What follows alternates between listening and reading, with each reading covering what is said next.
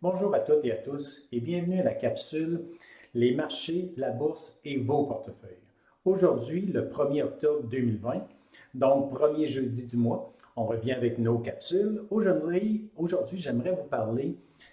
J'ai eu quelques discussions, des appels avec certains clients. Ils me parlent tout un peu de l'inquiétude avec la deuxième vague. Qu'est-ce qui va arriver, bien sûr, avec notre santé, ce qui est au niveau des inquiétudes sanitaires, mais aussi qu'est-ce qui arrive avec le marché boursier. Donc, c'est ce que je veux revenir avec vous. Et on s'en parle tout de suite après la revue des marchés.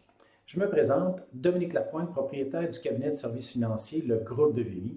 Au groupe de Vimy, on accompagne et on guide nos clients, les entrepreneurs du Québec et leurs familles, dans la gestion et le partage de leur patrimoine aux générations futures et aux causes qui leur tiennent à cœur. Donc aujourd'hui, pour la revue des marchés, la bourse canadienne donc, est à la hausse de 0,39 la bourse américaine de 0,53 et le Nasdaq de 1,42 Donc, juste le rappeler, au niveau, quand je dis la bourse américaine, je prends toujours comme exemple le Standard Poor's 500, qui est l'indice, je trouve, qui est le plus représentatif du marché général américain. Donc, c'est toujours ça que j'utilise quand je dis le marché américain. Donc, pour toujours, je fais une récapitulation. Depuis le début de l'année, la bourse canadienne est à moins 5,15 Donc, depuis le début de l'année, on est en négatif. Alors que, bon, oui, la journée était positive, mais depuis le début de l'année, au niveau du Dow Jones et du marché canadien, on est encore négatif. Mais du côté US, donc, le Standard Poor's 500 est à la hausse et le Nasdaq aussi. Standard Poor's 4,64 depuis le début de l'année, Nasdaq 26,63. Tout ça en dollars US, c'est pas ramené en dollars canadiens. Parce que lorsqu'on le ramène en dollars canadiens, il peut y avoir des fluctuations à la hausse ou à la baisse. Depuis le 10 septembre, ma dernière chronique, le marché canadien, rien fait, la même chose. Je l'ai vérifié quelques fois, c'est exactement la même chose, est à la baisse de 5,15. Le marché US a augmenté de 1,28 depuis le 10 septembre et le Nasdaq de plus 4,53 depuis le 10 septembre. Donc, pour faire une comparaison, je parle toujours de nos portefeuilles modèles, nos portefeuilles types qu'on utilise pour la très grande majorité de nos clients qui ont l'argent placé avec nous. C'est sûr qu'il y a une autre partie de notre clientèle qui utilise la gestion privée. Donc, on les accompagne dans le choix d'une gestion privée. Mais ceux qui ont des portefeuilles avec nous, notre portefeuille modèle modéré est à 7,49. Notre portefeuille équilibré est à 10,33 à la hausse et le portefeuille de croissance à 13,38. Ça, c'est des chiffres en date d'hier, ne comprend pas la hausse d'aujourd'hui. Et c'est avant les honoraires, pour comparer avec les indices qu'on se parle. Donc, c'est avant les honoraires qui est en fonction de l'actif que nos clients ont avec nous. Pour faire une comparaison, depuis aussi le 10 septembre, la dernière chronique, portefeuille modéré plus 0,32, portefeuille équilibré plus 0,97, près de 1%, et notre portefeuille croissance est plus 1,61 Donc, c'est la revue des marchés. Donc, ça va bien. On est quelques jours à la hausse. Puis, je vais vous en parler un petit peu avec les graphiques. Dans le fond, c'est l'inquiétude en ce moment avec la COVID. C'est sûr qu'on le vit au Québec un peu différemment que peut-être ailleurs. En Europe, ce qu'on appelle la deuxième vague, la hausse des cas, qui est aussi la hausse des tests, et la prolifération, on détecte beaucoup plus dans la clientèle jeune. De toute façon, cette clientèle-là n'était même pas testée lorsqu'en mars-avril. C'était vraiment ceux qui étaient atteints, ceux qui avaient des symptômes, alors que là, on teste beaucoup plus de monde. Donc, avec cette hausse de cas, beaucoup d'inquiétudes. Comme je vous dis, l'Europe, c'était avant. Nous, aux États-Unis, souvent la deuxième vague était dans des États qui n'avaient même pas eu une première vague. Donc, ça inquiète les gens. Il y a des gens qui me parlent par rapport à la bourse, qu'est-ce qui peut arriver. Il faut dire, puis je l'ai répété dans plusieurs vidéos, on n'arrivera jamais à un confinement comme on l'a vécu. On ne fermera pas l'économie, surtout pas aux États-Unis. C'est leur mentalité. On a vu au Québec certaines zones rouges qui, certaines parties de l'économie sont fermées. Mais malheureusement, je sais que c'est très dur pour cette partie de l'économie-là, les bars, les restaurants, le cinéma, les spectacles et tout ça. J'ai des amis qui sont dans ces domaines-là. C'est très difficile. Mais si je le ramène à la bourse, il n'y a pas souvent de compagnies qui qui sont affectés vraiment. Parce que malheureusement, ceux qui en profitent le moins, c'est les petits entrepreneurs, c'est des petites troupes de théâtre, c'est tout ça qui, eux autres, vont être le plus touchés. Lorsqu'on parle des restaurants, les grandes chaînes, ils ont continué à faire du take-out, même lorsque c'était la consommation. Les grandes chaînes, puis je dis des noms, Costco, Walmart, n'ont jamais fermé, c'est les petits détaillants.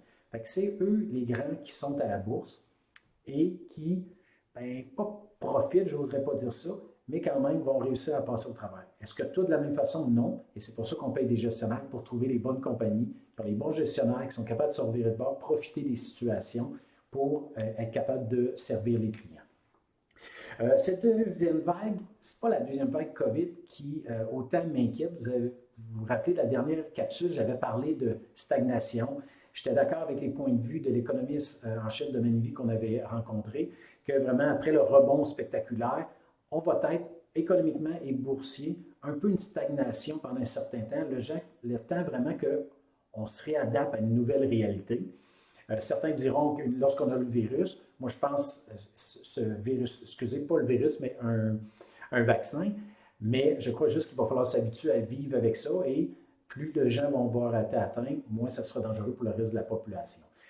Ce qui est important de voir, ce n'est pas vraiment la COVID, mais c'est plus qu'on s'aperçoit que ça va prendre un certain temps avant de revenir à l'économie qu'on avait en février 2020.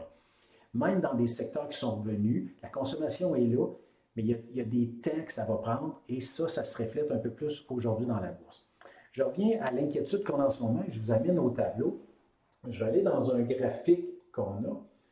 Je vais vous montrer. Il y en a beaucoup qui se parlaient justement de la deuxième vague de l'inquiétude. Et je trouve qu'en ce moment, c'est une belle place de vous parler. On le voit toujours, mais la bourse, c'est un marché d'anticipation.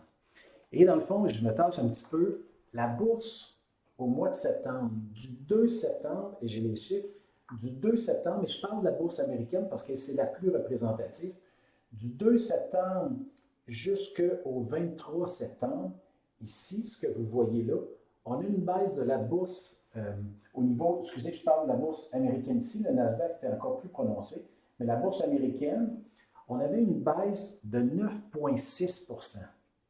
C'est quand même important, 9,6 % qu'on avait de baisse.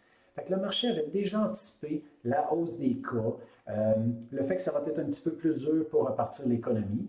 Et alors que là, mes gens s'inquiètent de dire on devrait-tu aller dans le plus sécuritaire, mais depuis ce moment-là, on a eu une hausse en quelques jours encore là, cette hausse-là depuis est de 4,44 %, toujours Standard & Poor's 500, parce que ça indique.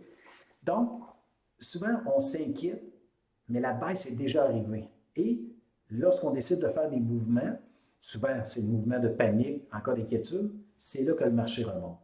Donc, je reviens à une des vidéos que j'avais fait, je crois, en juin-juillet. L'important à vous poser, c'est pas est-ce que c'est le temps de rentrer, sortir. C'est pas ça qui est important, c'est dans combien de temps vous allez avoir besoin de votre argent.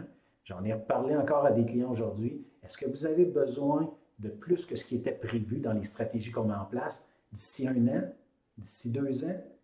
Si on prévoit avoir besoin d'argent à court terme, oui, on met ça en sécuritaire, peu importe ce qu'on pense du marché. Mais si on a l'argent qu'on va avoir besoin dans 10 ans, peu importe le marché, on est toujours mieux, comme je dis toujours, on est mieux d'aller dans le fond du baril puis de revenir que d'essayer de timer le marché. On peut avoir raison des fois, on a rarement raison souvent. C'est pour ça que la seule façon de faire de l'argent, c'est de rester dans le marché selon votre profil de risque tout le long des mouvements parce qu'on n'a pas besoin de notre argent tout de suite. Donc, ça montre vraiment ce qu'on vit à toutes sortes de moments, mais quand on est paniqué, quand on est inquiet, le marché il a déjà baissé. C'est plus le temps de faire ce mouvement-là parce que lorsqu'on va décider de revenir, c'est déjà plus haut que ce qu'on avait vendu. C'est malheureusement ce qu'on voit tout le temps avec les clients et dans le marché en général. Donc, c'est ce que je voulais parler. Toujours vérifier. Si vous n'en avez pas besoin tout de suite, ne vous inquiétez pas, le marché se replace toujours. On n'aura pas une baisse comme on a déjà vécu parce que l'économie ne rebaissera pas. Les secteurs qui avaient baissé, la bourse l'a déjà tenu en compte. Donc, non, je pense que cette baisse-là qu'on a vue au septembre, le 10 % de baisse encore plus grand au niveau Nasdaq, tout à fait normal, sain, on épure le marché et on repart sur des bases un peu plus solides.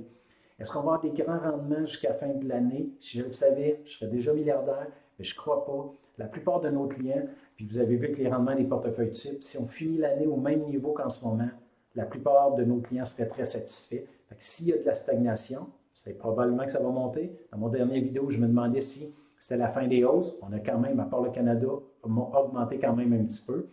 Donc, je pense qu'il va y avoir un peu de stagnation d'ici à la fin de l'année, début de l'année, avec aussi les élections au niveau des États-Unis. Ça va amener de la volatilité, mais comme nos gestionnaires nous disaient, que ce soit un président ou l'autre, à long terme, les compagnies vont-tu faire de l'argent? Oui, peu importe la politique, c'est ça qui est important. Les gestionnaires prévoient les choses, ils ont des plans A, des plans B, ils savent que les compagnies vont profiter d'un parti ou de l'autre et ils sont déjà prêts. Donc, c'est pour ça qu'on est là, c'est pour ça qu'on utilise des gestionnaires pour prévoir ces choses-là. Fait que si vous avez des questions, des commentaires, n'hésitez pas, marquez-le à la suite. Et je vous arrive avec des nouvelles pour les prochaines semaines, avec des vidéos sur certains produits, certains concepts, des idées, et sur des nouvelles sur nos portefeuilles types, il va y avoir des changements, et sur l'image corporative. Fait qu'on a beaucoup de choses pour tout l'automne à vous partager. Fait qu'au plaisir de pouvoir parler. N'hésitez pas à nous appeler, faites des commentaires, ça me fait toujours plaisir. Bonne fin de journée à tous.